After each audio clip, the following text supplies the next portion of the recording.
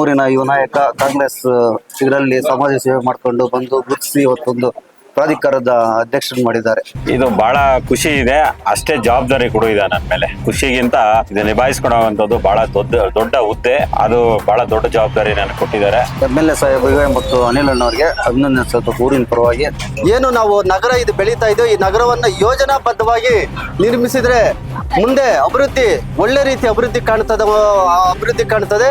ಒಳ್ಳೆ ಯುವ ನಾಯಕನನ್ನ ಮುಂಚೂಣಿ ನಾಯಕನನ್ನ ಕೊಟ್ಟಿದ್ದಾರೆ, ಸರ್ಕಾರ ಇವರು ನೇಮಿಸಿದ್ದಾರೆ. ಅವರು ಹಿಂದಿನಿಂದ ಸಮಾಜ ಸೇವೆಯಲ್ಲಿ ತೊಡಗಿದ್ರು. ಅವರು ಯಾರು ಕಷ್ಟ ಬಡವರು ಬಗ್ಗರು ಒಂದು ಹಾಸ್ಪಿಟ್ಲ್ ವಿಚಾರ ಇರ್ಬೋದು, ಏನೇ ಕಾನೂನು ಸಲಹೆಗಳಿರ್ಬೋದು, ಇನ್ನೊಂದು ಮತ್ತೊಂದು ಬಡವರಿಗೆ ಸಹಾಯ ಮಾಡೋದು, ಸಮಾಜ ಸೇವೆಯಲ್ಲಿ ತೊಡಗಿದ್ರು.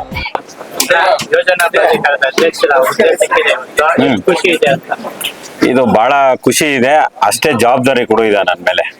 ಖುಷಿಗಿಂತ ಇದು ನಿಭಾಯಿಸ್ಕೊಳ್ಳುವಂಥದ್ದು ಬಹಳ ದೊಡ್ಡ ಹುದ್ದೆ, ಅದು ಬಹಳ ದೊಡ್ಡ ಜವಾಬ್ದಾರಿ ನನಗೆ ಕೊಟ್ಟಿದ್ದಾರೆ.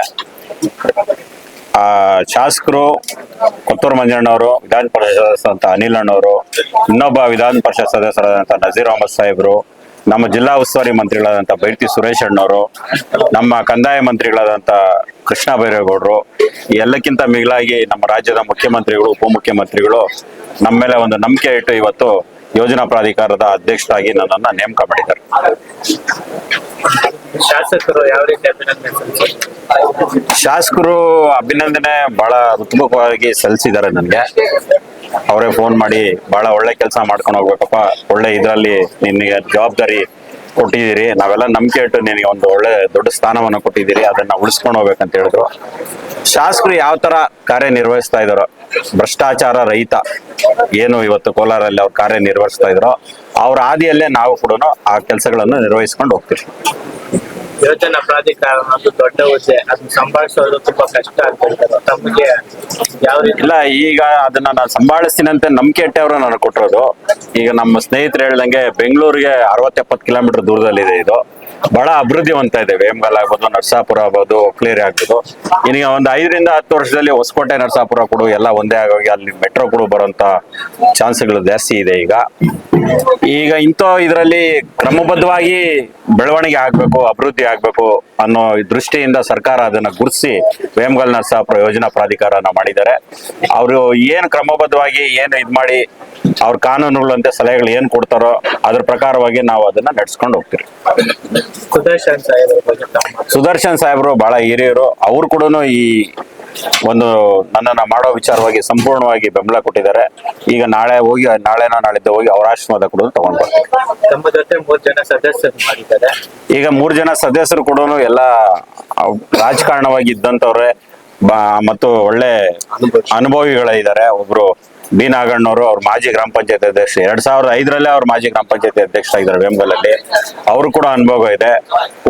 ರಾಮಚಂದ್ರ ಕುಮಾರಣ್ಣವ್ರು ಏನಿದ್ದಾರೆ, ಅವರು ಬಹಳ ಹಿರಿಯ ಕಾಂಗ್ರೆಸ್ ಮುಖಂಡರು, ಬಹಳ ಅನುಭವ ಇದೆ. ಅವರು ಕೂಡ ಪದವಿ ಪಡೆದಿದ್ದಾರೆ, ಅವ್ರು ಕೂಡ ಚೆನ್ನಾಗಿ ನಿಭಾಯಿಸ್ತಾರೆ. ಇನ್ನೊಬ್ರು ಚಕ್ಪುರ ಚೌಡಪ್ಪ ಅಂತ ಮಾಡಿದ್ದಾರೆ ನನ್ನ ಜೊತೆ ನಿರ್ದೇಶಕರು, ಅವ್ರು ಕೂಡ ಒಳ್ಳೆ ಅನುಭವ ಇದೆ. 3 ಜನನು ನನಗೆ ಒಳ್ಳೆ ಜೊತೆಯನ್ನು ಕೊಟ್ಟಿದ್ದಾರೆ.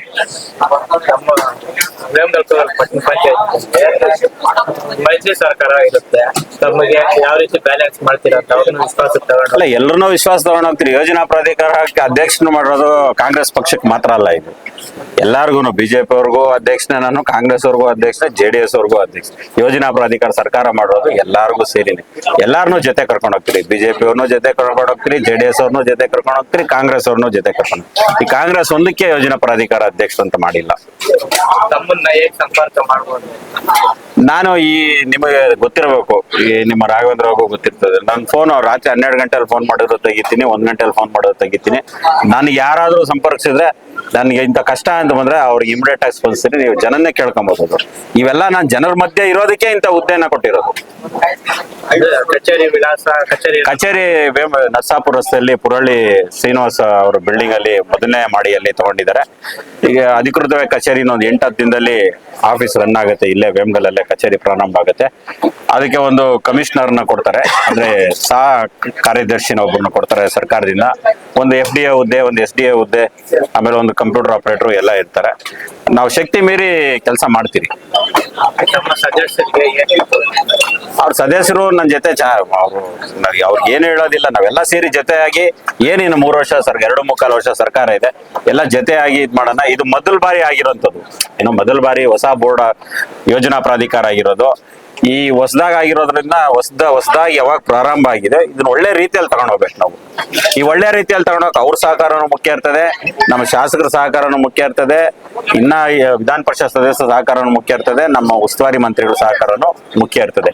ಇವ್ರನ್ನೆಲ್ಲ ಜೊತೆಯಲ್ಲಿ ಅವ್ರು ಏನು ಸಲಹೆಗಳು ಕೊಡ್ತಾರೋ ಅದನ್ನ ತಗೊಂಡು ನಾವು ಈ 2.25 ವರ್ಷದಲ್ಲಿ ಇವ್ರನ್ನ ಮಾಡಿದ್ದಕ್ಕೆ ಒಂದು ಇದಾಯ್ತಪ್ಪ, ಒಂದು ಸಾರ್ಥಕ ಆಯ್ತು, ಇವರಿಂದ ಒಳ್ಳೇದಾಯ್ತು ಅನ್ನೋ ರೀತಿಯಲ್ಲಿ ನಾವು ಕೆಲಸ ಮಾಡಿ ನೋಡಿಸ್ತೀವಿ.